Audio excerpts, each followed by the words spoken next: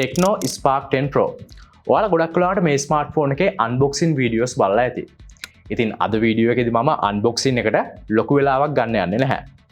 ඒ වෙනුවට මේකේ user experiences කොහොමද? විශේෂයෙන් ගේමින් ෆෝන් එකක් විදිහට අඳුනන මේ ෆෝන් එකේ ගේමින් experiences games 4ක් play කරලා වගේම අපි ගොඩක් කට්ටියට අලුත් මේ iOS 12.6 වල තියෙන features ගැන ලොකු අවධානයක් දීලා කතා කරන්න අද වීඩියෝ එකේදී මම බලාපොරොත්තු වෙනවා. මේ ස්මාර්ට්ෆෝන් එකට අමතරව මේකත් එක්ක ඔයාලට හම්බ වෙනවා 18 watt charging dock එක, type A to type C cable එක, sim ejector tool එක, එතකොට TPU case එකක් වගේම මේ දවස්වල වෙන එකම ස්මාර්ට්ෆෝන් බ්‍රෑන්ඩ් එකක්වත් දෙන්නේ නැති මේ හෙඩ්සෙට් එකත් ඔයාලට මේ ස්මාර්ට්ෆෝන් එකත් එක්ක හම්බ වෙනවා. ඉතින් ඔයාලට මේ ෆෝන් එක ගන්නවා නම් additionally ගන්න වෙන්නේ tempered glass එකක් විතරයි.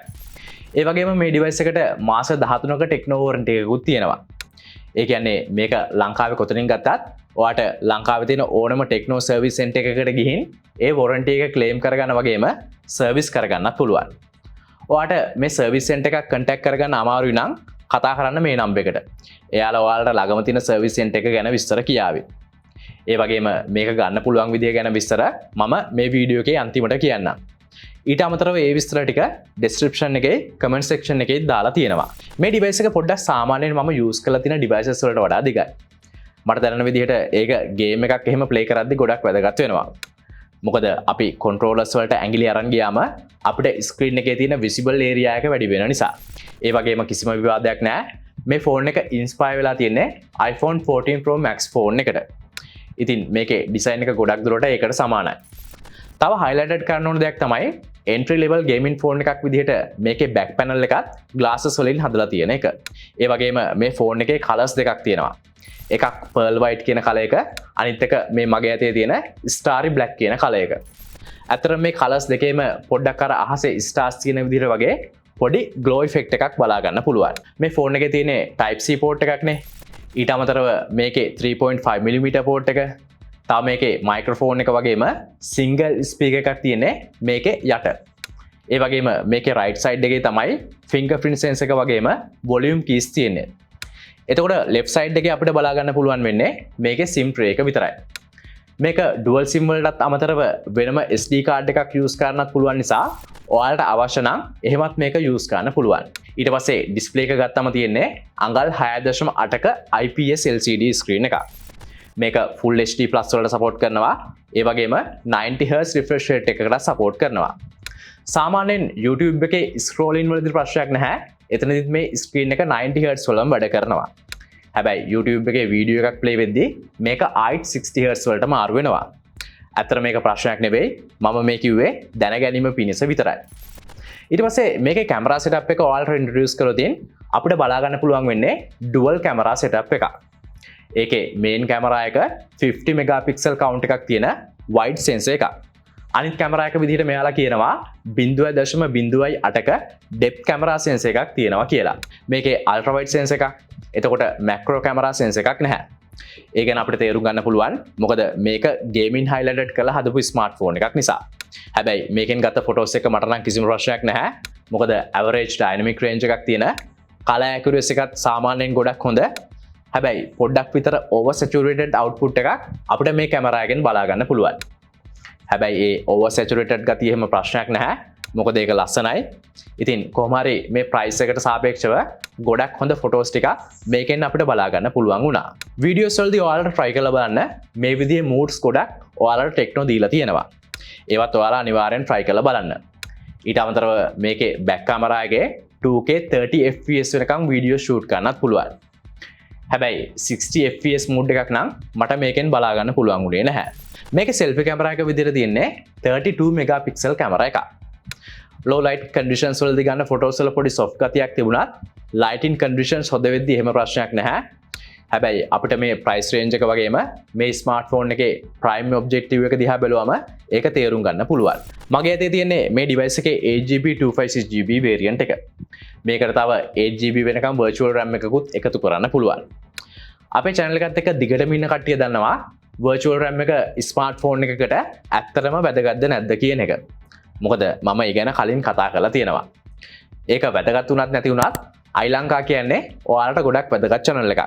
ඒ නිසා චෙක් කරලා බලන්න අපිව subscribe කරලා තියෙනවද කියලා. හරි. එතකොට මේකේ processor එක විදිහට තියෙන්නේ MediaTek Helio G88 කියන processor එක.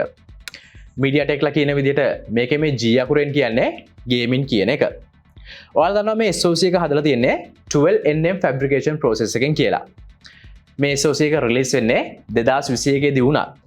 මේ අවුරුද්ද release වුණ Redmi 12 එතකොට Realme C55 වගේ smartphones වල තිබුණේ මේ SoC එකම තමයි. මේකේ Geekbench score එක විදිහට අපිට බලා ගන්න පුළුවන් උනේ single core එකේදී 0.431ක් වගේම multi core වලදී 0.1379ක්. Antutu වලදී score එක උනේ 2,66,703ක්. මේ ටික මේ competition එකේ ඉන්න phones එක compare කරලා බලද්දි බලා ගන්න පුළුවන් වෙන්නේ almost same score එකක්. හැබැයි ඔයා final decision එක ගන්න යද්දි මතක තියාගන්න මේකේ රුපියල් 60,000ක් වෙන්නේ 128GB version එක නෙවෙයි 8GB 256GB variant එක කියලා. හරි. දැන් අපි බලමු මේ entry level gaming smartphone එක අපිට game එකක් play කරද්දි support කරන විදිහ. අතරම මේකේ මම මේ play කරන්න යන games මට suggest කරේ ඔයාලා. ඒ මම මේ ගැන දාලා තිබුණ community post එකේ. මුලින්ම අපි Asphalt 9 game එක ගත්තොතින් මෙතන ප්‍රශ්නයක් නැහැ. ඔයාලට පුළුවන් මේ විදිහට කිසිම ප්‍රශ්නයක් නැතුව ඒකේ high quality settings එක game එක play කරන්න.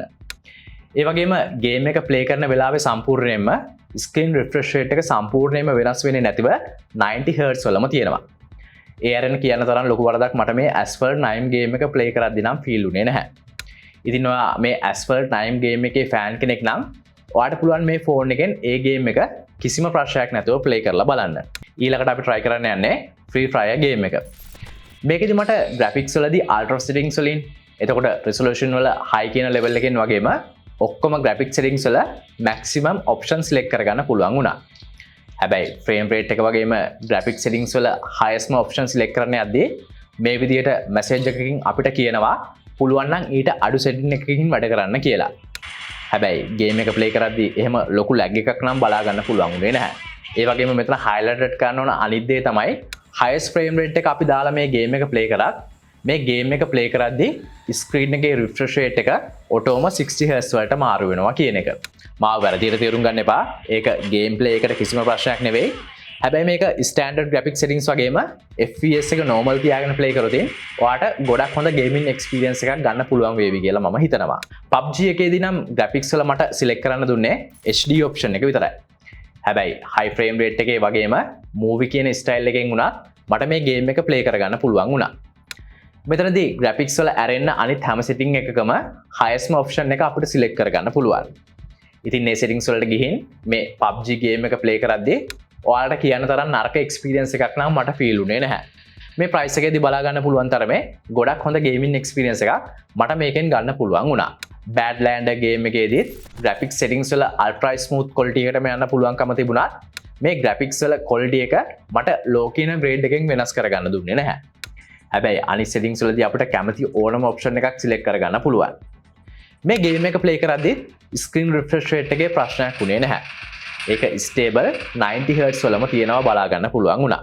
හැබැයි ultra smooth graphics settings දාලා game එක load වුණ ගමන්ම මම වෙනකොට ඉන්න මගේ play එකේ ඇඟේ කැලි වගේක් තිබුණේ නැහැ.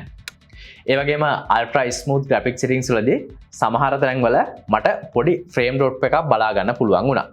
ඒ නිසා ඔයාට හොඳම gaming experience එකක් ගන්න නම් මේකේ smooth නැත්නම් balance කියන setting දෙකෙන් එකක් select කරගන්නවා නම් හොඳයි. හරි. මේ smartphone එකේ තියෙන්නේ Android 13 base iOS 12.6. අතරම මේ iOS කියන්නේ අපිට TECNO device එකක් පැත්තට ඇදලා යන්න තියෙන හොඳ motivation එකක් කියලා තමයි මට නම් හිතෙන්නේ. මොකද දැන් මෙයාලටම කියලා Plum කියලා අලුත් app store එකක් තියෙනවා. එතකොට මේ high theme කියන එකට ගිහින් මේ විදිහට අපිට අපේ phone එක fully customize කරගන්න පුළුවන්. තාම මේ එලා කියලා AI assistant කෙනෙක් එහෙමත් මෙයාලට දැන් ඉන්නවා. ඊට පස්සේ මේ iOS එකේ තියෙන coolම features අපිට බලා ගන්න පුළුවන් වෙන්නේ මේ settings වල තියෙන special function කියන section එකේ. මේකේ තියෙන මුල්ම feature එක තමයි මේ light in multi window කියන feature එක. ඒක on කරගත්තා නම් ඔයා මොකක් හරි app එකක වැඩ කර ඉදිද්දී වෙන app එකක වැඩ කරන්න යනවා නම් මේ විදිහට ඇඟිලි 3ක් screen එක උඩට අරන් ගියාම ඒක වෙනම window එකක් විදිහට open වෙනවා.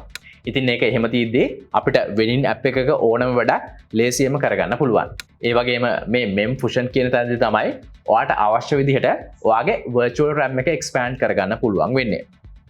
ඊට පස්සේ මේ ස්මාර්ට් පැනල් කියන එක ඔන් කරගෙන අපි මේ විදිහට රයිට් සයිඩ් ගෙස්චර් එක ටිකක් වෙලා හෝල්ඩ් කරගෙන හිටියම එන මේ ස්මාර්ට් පැනල් එකෙන් ඔයාලට ඕන මැප් එකක් අර කලින් විදිහට පොප් අප් එකක් විදිහට ඕපන් කරගන්න පුළුවන්. ඒක ඔයාලට ෆුල් ස්ක්‍රීන් යවා ගන්න ඕන නම් කරන්න තියෙන්නේ මේ විදිහට මෙතන ක්ලික් කරලා ඒක ෆුල් ස්ක්‍රීන් දාගන්න එක. ඊට පස්සේ තියෙන කූල්ම ෆීචර් එකක් තමයි මේ සෝෂල් ටර්බෝ යටතේ තියෙන මේ වොයිස් චේන්ජ් එක. වැඩේ කියන්නේ මේ ෆීචර් එක WhatsApp වලටත් වැඩ කරන නිසා ඔයාලට පුළුවන් ඔයාගේ වොයිස් එක පිරිමි කෙනෙක්ගේ නම් ගෑනු කෙනෙක් විදිහට වෙනස් කරලා කතා කරන්න. ඒ වගේම ගෑනු කෙනෙක් නම් පිරිමි කෙනෙක්ගේ විදිහට උනත් කතා කරන්න. ඒ වගේම මේ වොයිස් රෙකෝඩර් කියන ෆීචර් එකෙන් ඔයාලට පුළුවන් ඔයාලට WhatsApp එකට එන හෝල්ඩ් එකක් උනත් මේ විදිහට අපියර් වෙන බටන් එක යූස් කරලා එහා පැත්තේ කෙනාට දැනෙන්නේ නැති වෙන රෙකෝඩ් කරලා තියාගන්න.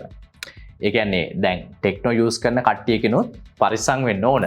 ඒ විතරක් නෙවෙයි මේ ඇප් ට්වින් කියන ෆීචර් එක යූස් කරලා ඔයාලට පුළුවන් මේ විදිහට ඒකට සපෝට් කරන ඇප්ස් වල ක්ලෝන් ඇප් එකක් වුණත් හදාගන්න. ඒ කියන්නේ මේ විදිහට WhatsApp එක ක්ලෝන් කරගත්තොත් ඉන්න ඔයාලට පුළුවන් WhatsApp account දෙකක් එකම ෆෝන් එකේ හදාගන්න. ඒ WhatsApp business app එක නැතුව.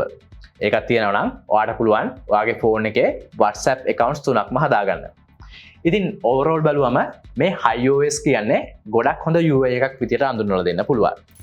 ඉතින් ඔයා රුපියල් 60000ට අඩුවෙන් brand new gaming smartphone එකක් හොයන කෙනෙක් නම් මේ ෆෝන් එකත් ඔයාගේ ලිස්ට් එකේ උඩින්ම තියාගන්න අමතක කරන්න එපා. ඉතින් එහෙම උඩින්ම තියාගෙන මේක ගන්නවා කියලා ඔයාලා සිලෙක්ට් කරගන්නවා නම් මේ නම්බර් එකෙන් ඔයාලට පුළුවන් Hikkaduwa Cellentrics ලට කතා කරලා මේක මාස 13ක full warranty එකක් ගෙන්න ගන්න. ඒ වගේම මේක කොතනින් ගත්තත් ඔයාලට හම්බෙන අර මාස 13ක warranty එක අතරේ මොකක්ම හරි ප්‍රශ්නයක් ආවොත් ඒව විසඳලා දෙන්නත් TECNO ලෑස්ති වෙලා ඉන්නවා.